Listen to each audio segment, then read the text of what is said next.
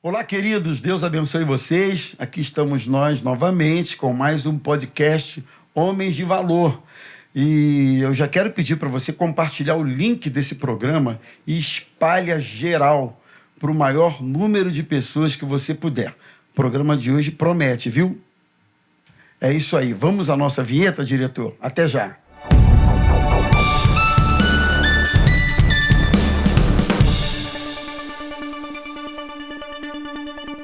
Oi, gente querida, Deus abençoe vocês. Aqui estamos nós novamente com mais um podcast Homens de Valor. E hoje nós vamos bater um papo, talvez seja um papo um pouco mais cabeça, né, gente? Um papo interessantíssimo, porque o tema é muito interessante. Nós vamos falar sobre ética e seus desafios. E a gente vai abordar várias questões em relação à ética, inclusive adiantar para você o seguinte: nós vamos fazer 2 programas com esse tema. Hoje nós vamos falar sobre ética dentro de uma concepção mais aberta, mais abrangente, mais generalizada. Num próximo programa a gente vai falar sobre ética cristã. Fica com a gente e compartilhe o link e dá uma olhada aqui na nossa mesa. Reverendo Anselmo, pastor da nossa igreja, agora Vila São Luís, né? Vila São Luís, lá com o pastor Marcelo, reverendo Antônio, a igreja do Recreio, e ele, nosso já conhecidíssimo reverendo Ayrton Alteirado. Recreio também. Recreio também. Hoje Recreio está bem representado aqui, né? É verdade, somos... Não é isso aí? Aliás, pastor Ayrton, nossos 2 estreantes na mesa... Vamos dar a vez para eles? Claro. Cumprimentarem aí a nossa turma, reverendo Antônio. E aí? Muita emoção, pouca emoção, feliz? Quero desde já agradecer o senhor pelo convite. Eu fico lisonjeado de estar nessa mesa aqui e eu fico tranquilo, porque qualquer coisa eu peço ajuda aos universitários, pastor Anselmo, pastor Ayrton, está tudo resolvido, tranquilo. Pastor Anselmo, aliás, pastor Anselmo está com a munição aqui na mesa, rapaz. Ele vai tirar... O negócio está no telefone, está no iPad, está impresso. Se tudo falhar, se acabar a luz, der uma pane geral, a coisa está impressa ali. Esse é o pastor Anselmo, né? Homem precavido. O homem da logística. Não é isso? É e aí, verdade. reverendo? É verdade.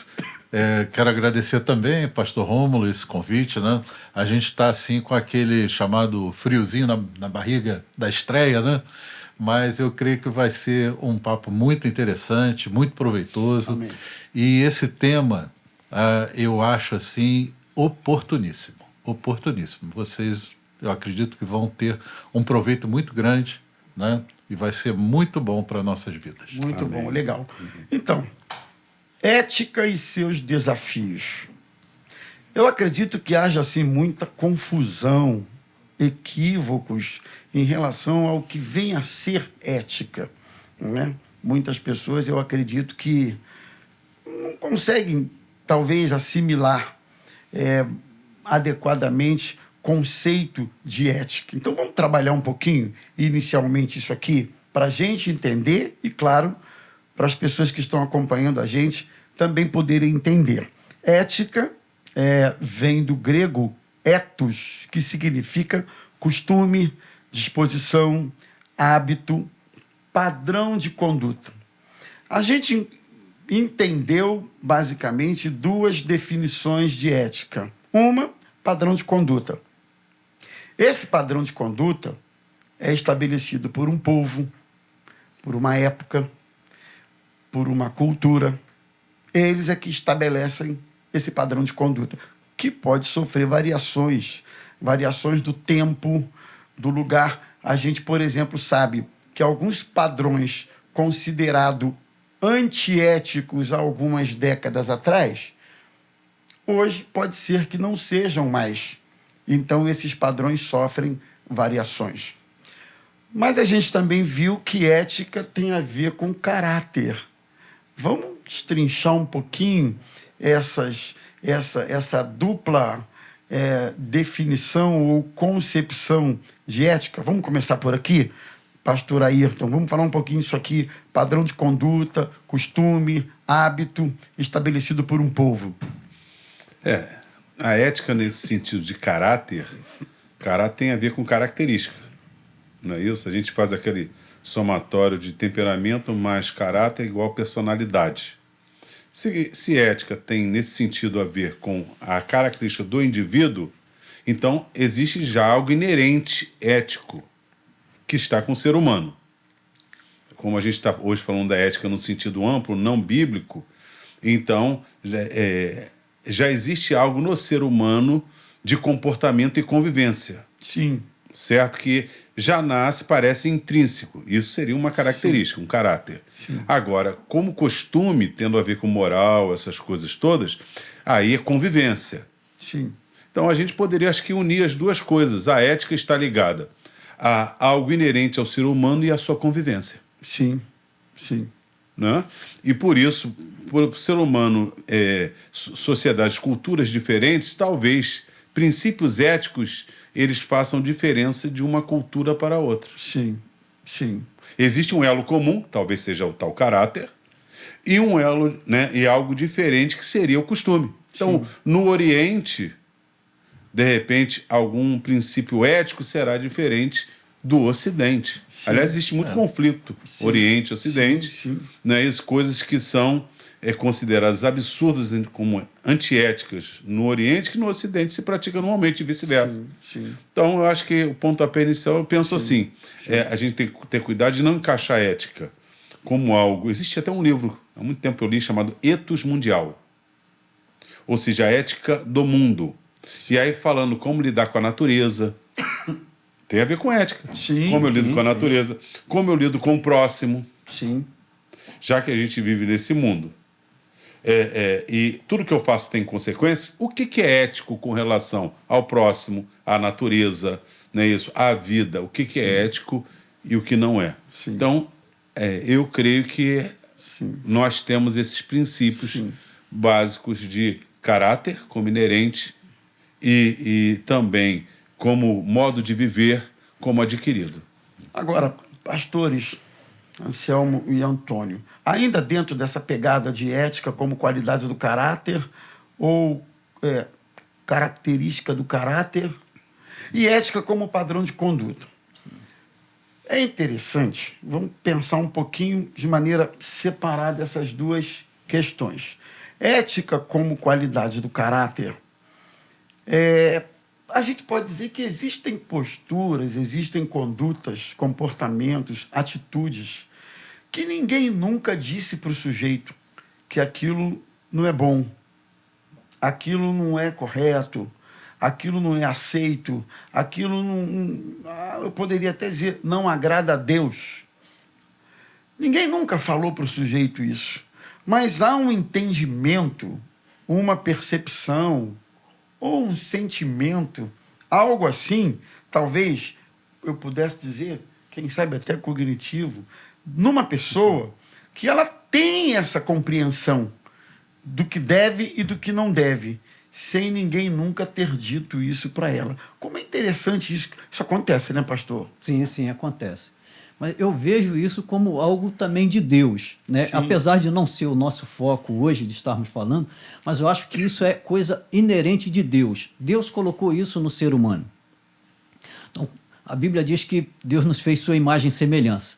Então, mesmo que a pessoa não tenha toda essa estrutura, não tenha todo esse entendimento, eu acho que dentro do DNA ele tem algo. Então você reflete, você pensa, você vê que aquilo não faz bem para as outras pessoas. É uma coisa que vai trazer malefícios. Então eu vejo que Deus ele imprimiu isso. É claro que quando você vai estudar, você vai aprimorar, você vai ter um entendimento, mas eu acho que isso é como se fosse a raiz, é a essência do ser humano. Com o passar do tempo, as pessoas perdem totalmente, né? Você entra por um caminho e aí você vai indo e daqui a pouco você está muito distante. Mas eu acho que quando você está iniciando, você é centrado, você tem esse DNA, esse quê de Deus que colocou ali. Inclusive, você está falando aí interessante, que às vezes o indivíduo até sofre a pressão do ambiente. Sim. Eu não me lembro, gente, se foi John Watson que falou isso, que o homem é produto do seu meio.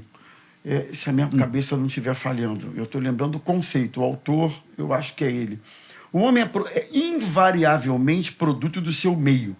O que ele está dizendo é o seguinte: aquilo que você recebeu do seu meio condicionou você a se comportar daquele jeito, a agir daquele jeito, a ser daquele jeito.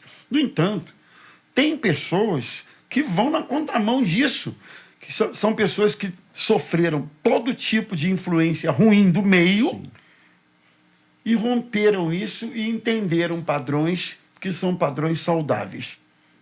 E também existe o contrário. Pessoas que receberam do meio todo tipo de influência boa e positiva e fizeram o sentido contrário disso e reproduzem padrões completamente fora disso.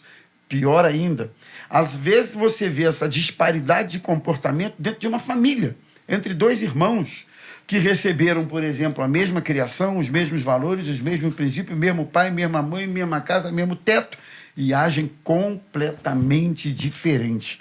Como isso é interessante, né, reverendo Anselmo? É uma questão, né, como foi falado aqui, o pastor Romulo falou sobre a definição de ética, que é um padrão de comportamento, é um modo de pensar e um modo de agir.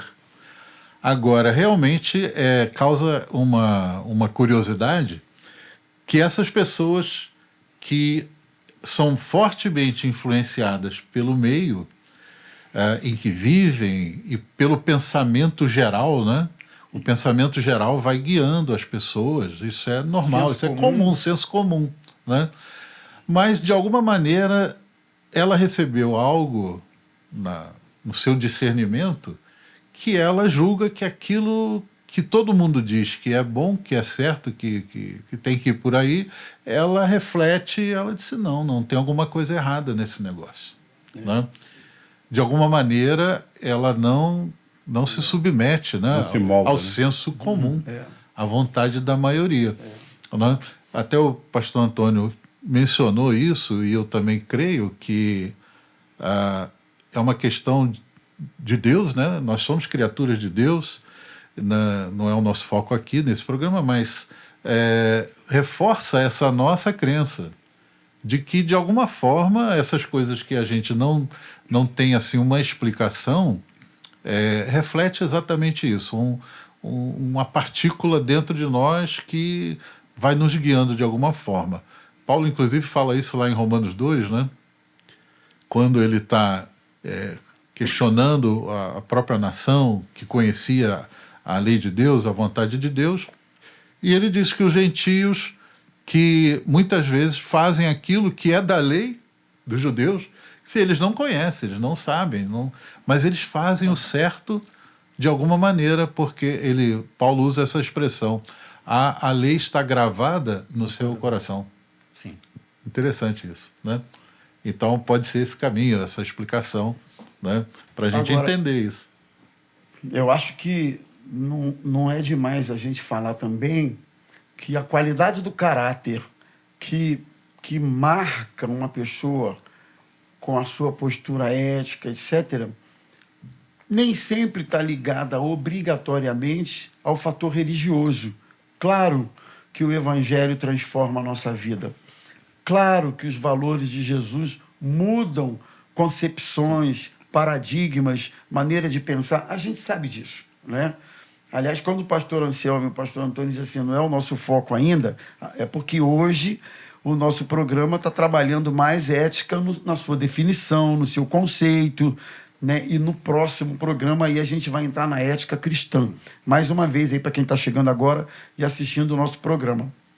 Mas eu queria ressaltar também o seguinte, eu não posso esquecer que eu tive na minha criação, mesmo antes da conversão, um padrão de referencial ético muito importante, que foi meu pai. Meu pai sempre foi muito assim, respeitado pela família, sempre teve uma postura muito correta com as coisas, muito, eu diria até ético mesmo. Interessante isso, né?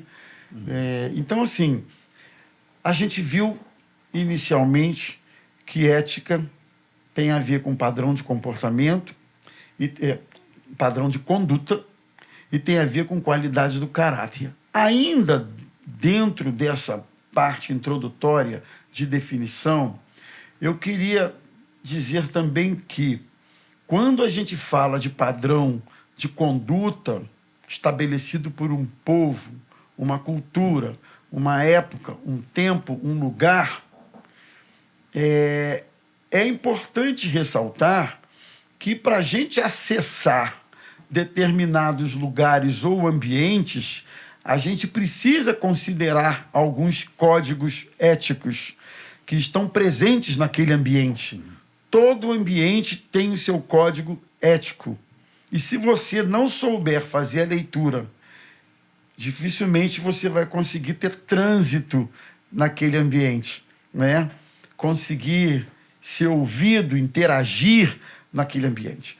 E isso a gente está falando, quando a gente fala diferença de cultura, diferença de hábitos, etc., não precisa ir para outro país, não. Nem para outro tempo, não. Nem para outra época, não. A gente basta saber se você vai visitar um amigo, se você vai numa determinada reunião, se você vai num determinado ambiente, você precisa perceber quais os códigos que são praticados naquele ambiente. E você, de alguma forma, precisa se enquadrar nisso, né? Concordam? Que se a gente não se enquadra, a gente vai ter dificuldade de troca, de comunicação, de entendimento, enfim. Fala, Pastor, Antônio. se o senhor me permite, Estou falando muito, acho que eu vou colocar aqui quase que a minha idade, porque quando o metrô começou a funcionar, era notório quando você saía na estação de trem, lá na central, aquele tumulto dentro do trem, aquele não sei o quê, aquele falatório, e as pessoas passavam por baixo e acessavam o metrô, as pessoas mudavam completamente, porque o metrô ele exigia uma outra postura, um outro padrão. Desse jeito. Era a mesma coisa, era questão de 3, 4 minutos. E era aquela multidão. E você via, assim...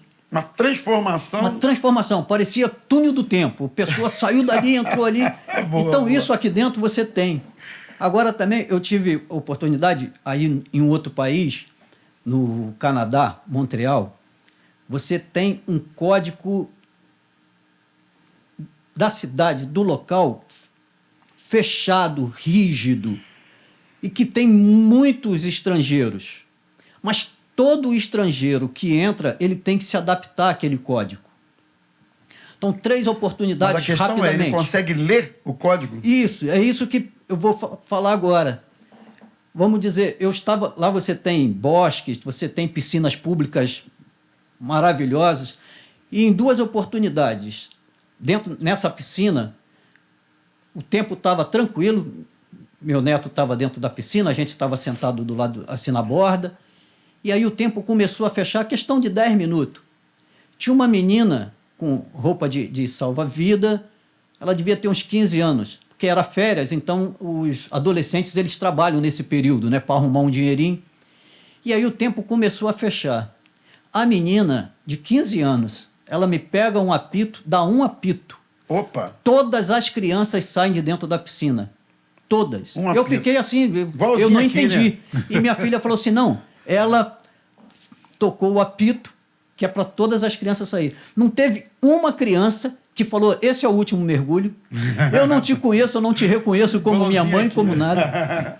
Só mais então, é o padrão. Ou seja, se você está lá e continua nadando, você vai ser chamado a atenção. E dentro desse espaço também, você não pode usar celular, você não pode tirar uma foto. Porque se eu estou tirando foto do meu neto, eu posso pegar a sua filha, posso pegar dentro da imagem, então tá lá as plaquinhas. É proibido tirar foto aqui. Aqui no Brasil... Onde que é isso mesmo? Montreal, Canadá. Não é aqui não, né? Não, Montreal. Que pena. A propósito, também eu lembrei... E só uma outra coisa... Não é aqui na praia você, não. Quando você vai atravessar a rua, você tem todo um sistema de atravessar a rua. Então, as leis de trânsito, elas funcionam para o pedestre e para o motorista. Você vai atravessar, o sinal, você está naquelas faixas brancas. O carro vem lá numa velocidade tremenda.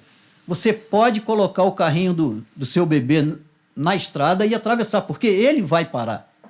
E eu ficava parado. E minha filha falou, pai, o senhor está atrapalhando o trânsito. Falei, não, eu não vou enquanto esse cara não frear. E o cara freava.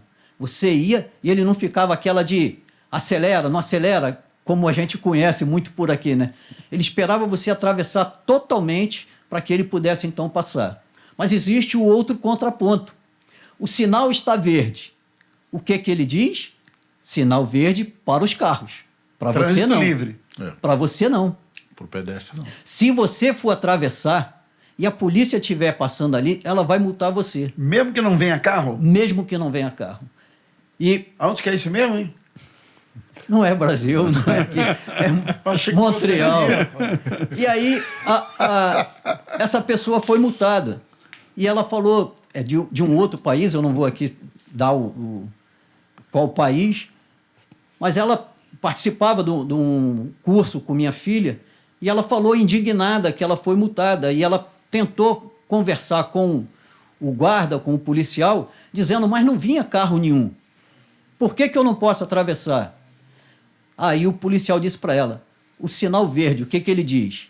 Livre acesso para os carros, não para os pedestres. Uau! Então você vê que numa concepção dentro dessa, ou seja, tem os seus códigos e você, para estar inserido nesse local, você tem que saber os códigos. Porque se você não souber, não é que seja um pecado, não, mas é que você vai estar transgredindo e você vai ser chamado a atenção. Agora, existem determinados ambientes cujos códigos podem ferir princípios e valores de quem não está acostumado a eles. Sim. Aí não vamos entrar muito nisso ainda hoje, mas que existe. Né? Embora a ética não se proponha a emitir juízo de valor do ponto de vista espiritual, bíblico, pecado ou não, na sua concepção aberta, mas a verdade é que é possível isso acontecer. Existem determinadas práticas, determinados códigos, determinadas coisas que, embora para alguns sejam aceitáveis, pode ser que para outros, por uma questão até de caráter ou por uma questão de princípios religiosos, pode ser que não seja, né? Então, isso cabe muito discernimento das pessoas em relação a isso, não é isso, reverendo? Um exemplo, né, seria a questão do divórcio. Há, sei lá, 50, 60 anos atrás, não se admitia, né, pelo menos no Brasil, que houvesse a dissolução do casamento. E A primeira era quem desquite. Desquite. Era o desquite. E era Até um 77. preconceito, né? Até 77. Foi em 77. Até 77, Antes o antes Carneiro, disso. como é que é o... Porque Nelson Carneiro. Nelson Carneiro. as nossas leis, elas vinham muito do direito canônico, influenciado, né? Que A construção influenciava. da ética passa muito, né? Então, o que acontecia? Pela A gente questão sabe religiosa. que, à época, o casamento era considerado um sacramento. Aí, olha, a formação moldando a sociedade. Então, quando a pessoa divorciava, desquitava, né, ela não perdia o vínculo, porque a ideia que as pessoas tinham religiosa, que influenciava, é que era um sacramento indissolúvel. Então, na prática, o que acontecia? As pessoas se separavam, iam viver com outras pessoas Era um e não preconceito, podiam regularizar aquela situação. Gerava, né, aquela pessoa desquitada, separada. Nós vamos falar sobre essa questão da sociedade líquida e as modificações. Aí veio o divórcio justo, em 77, porque na prática as pessoas divorciavam e construíam novas famílias, etc. Aí o Código de 2012, o que fez? Você já divorcia por qualquer motivo. Antes se via culpa, responsabilidade. Hoje em dia não. Casou, quer divorciar, vai ali no cartório extrajudicial, faz na hora. Antes, o juiz, e eu tive um curso que eu lembro com uma desembargadora, trabalhei 19 anos em várias famílias, né? E então ela disse que um casal estava lá, o juiz tinha que tentar conciliar. Hoje em dia, o casal chegou, quando não faz no cartório judicial, não precisa nada, vai lá e faz. Se for numa audiência, vão divorciar e tal. Mas estão discutindo os bens. Bem, os bens é ação própria. Decreto de divórcio. Então, Pastor, e isso sim, antes do casamento a pessoa fala para você o seguinte: não bota o nome de casado, não troca o nome, não, para facilitar no divórcio. Facilita.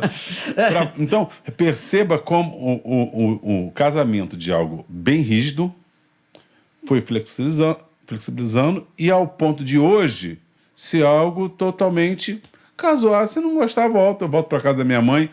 Então, ela disse o seguinte, que o casal estava lá e viu aquela briga, ela tentou conciliar e foi percebendo que era um problema que eles casaram e foram morar com a mãe de um dos dois.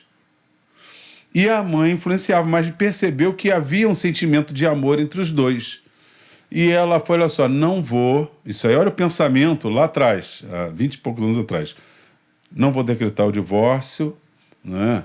Tinha toda uma questão, o divórcio, para ser direto, tinha que ter no mínimo 2 anos de casado. Senão você tinha que, no primeiro ano, no primeiro ano, separar, depois entrar com uma ação de divórcio. Olha a dificuldade para você divorciar. E aí ela, daqui a 6 meses, eu vou marcar audiência, daqui a 6 meses, nova audiência.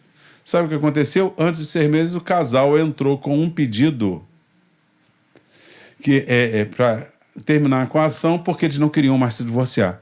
Ela deu um conselho, olha, vocês vão fazer o seguinte, vocês vão sair da casa que vocês moram, vão morar num casebre com goteira, não importa, mas vai ser o lar de vocês. E ela contando disse que o casal se amava, se resolveu, não teve o mesmo luxo, mas passou a viver a sua vida, então aquele casamento. E é muito comum. Eu trabalhei em várias famílias, porque como você divorcia por qualquer motivo, ou seja, o casamento não virou aquela coisa de eu fazer o outro feliz e lutar até o fim pelo outro, acontece uma briga, um desgaste, divorcia. Só que daqui a pouco se arrepende. O que se faz? Casa de novo. Casa de novo. Por que a lei tinha essa proteção de só depois de 2 anos de separado de fato? Porque ela entendia um tempo razoável de uma crise ser resolvida e aí você repensar. Hoje não, teve uma briga, a mãe se meteu, o pai se meteu, deu um problema, e um quebra-quebra, não sei o quê, divorcia. Aí você acaba vendo, divorcia, casa de novo. Tanto que a gente vê aí, no nosso meio aí, situações assim, né? Lembrando que a gente está só tratando de uma questão social. Geral, social, mas como ética civil, tem a ver tanto com caráter. Por quê? Eu tenho parentes que nada tinham a ver com o cristianismo antes de me converter e que o casal se respeitava, se amava, independente do que a Bíblia diz, serão umas duas, uma só carne, etc, etc. Meu tio, minha tia, era um prazer vê-los como casal. Aí entra na questão inerente já de construir um lar, de ser feliz, independente de saber o que a Bíblia fala sobre o que o marido deve tratar a mulher, o respeito já existia como ser humano. Agora, Ayrton... Entendeu? Já está no comportamento independente de serem de igrejas cristãs. Deixa eu lançar aqui uma questão. Será que a gente pode considerar isso como uma ética existente, talvez muito mais no passado? A questão do marido ser assim alguém que pode fazer o que quiser com a mulher em termos de tratá-la mal, de ser rude, de ser violento, mas a mulher fica submissa, fica calada, e isso para a sociedade há muito tempo atrás era normal, né? Tem até aquele ditado, briga de marido e mulher, ninguém mete a colher, né? E eu não sei se isso representaria também uma ética que talvez no passado fosse realmente bem rígida. Se a gente considerar uma dessas definições, que é padrão de comportamento, de conduta, que é aceito por uma sociedade, eu diria que sim. Eu diria que sim, em que pese, na minha opinião, o fato de que truculência dentro da relação homem e mulher, eu acho que sempre existiu. Talvez a diferença é que hoje a exposição disso é muito mais e pela dependência, como ele diz, pela dependência da mulher à época, muitas mulheres também não largavam porque elas eram totalmente dependentes economicamente, iam passar fome, os filhos iriam passar fome. Então elas submetiam aos maus tratos, a traição, a tantas coisas por uma dependência simplesmente Mas daquele parece indivíduo. assim, havia um apoio Não, aí entra a questão. geral. Como né? se a família fosse Isso, aquele núcleo que não prestasse contas a ninguém. É. E ela presta. Por exemplo, quando há agressão, a agressão é independente do núcleo familiar. Só que naquela época, marido e mulher, ninguém mete a colher. Então você tá lá, tá espancando, tá quase matando, você seguir a sua vida aqui como se aquilo não tivesse. Até porque eu nem sei se a lei contemplava esse tipo de situação há Como anos era e uma anos sociedade, atrás. vamos dizer, machista, É. ela acabava. Isso aí a gente escuta, as pessoas chegarem e falar na delegacia: Ô, meu Ayrton, marido tá me batendo, não sei o quê. Ayrton, Vai para casa. Não precisa muito longe, Ayrton. Não precisa muito longe. Você tem lugares aqui nesses cantos mais remotos do país que o pai se relaciona com a filha, Sim. adolescente, jovenzinha, de maneira aberta, e conhecida por todo mundo e aceita por todo mundo, né? Isso acaba sendo um comportamento comum naquela realidade, muito embora a lei do país preveja isso como sendo um crime, enfim, mas padrões éticos aceitos em determinados lugares. Isso, mudando de um ponto para o outro, eu estava me lembrando aqui até de algumas situações de sepultamento, luto, né? O que dizer, por exemplo, do luto? Parece que antigamente havia luto nas situações, né, de falecimento e tal, ou pelo menos o luto era externado de uma forma, fulana está de luto. Você ia num sepultamento, é um sepultamento. Hoje você não sabe se a fulana está de luto mais, se o sepultamento é um sepultamento, se é um aniversário de 15 anos, ou se é uma festa, se estão lamentando o morto, ou se estão comemorando mesmo que o morto se foi. Quer dizer, muda esses Os valores, padrões, os valores mudam, né? Agora, a gente vai entrar em alguns pontos aqui que a gente chama de desafios à ética, que é a questão do relativismo, do secularismo. Só que é o seguinte, reverendo Ayrton, nós vamos entrar nisso aqui num próximo programa. Daqui a 2 semanas, nós vamos continuar com esse assunto. Lembrando ao nosso pessoal que hoje a gente conversou sobre definição, conceitos, o que é ética, de forma simples, claro. Ninguém mergulhou nesse assunto aqui tão profundamente, muito menos num tempo curto. Não, nem é essa a proposta, né? É mais um bate-papo e não uma filosofia, né? É mais um bate-papo. Mas no próximo programa, a gente vai entrar na ética cristã. A gente vai trabalhar esses pontos aqui, secularismo, antinomismo, enfim, relativismo, e a gente vai entrar na ética cristã. E isso vai influenciar nos princípios éticos da sociedade. Vai influenciar. O que pauta a ética cristã?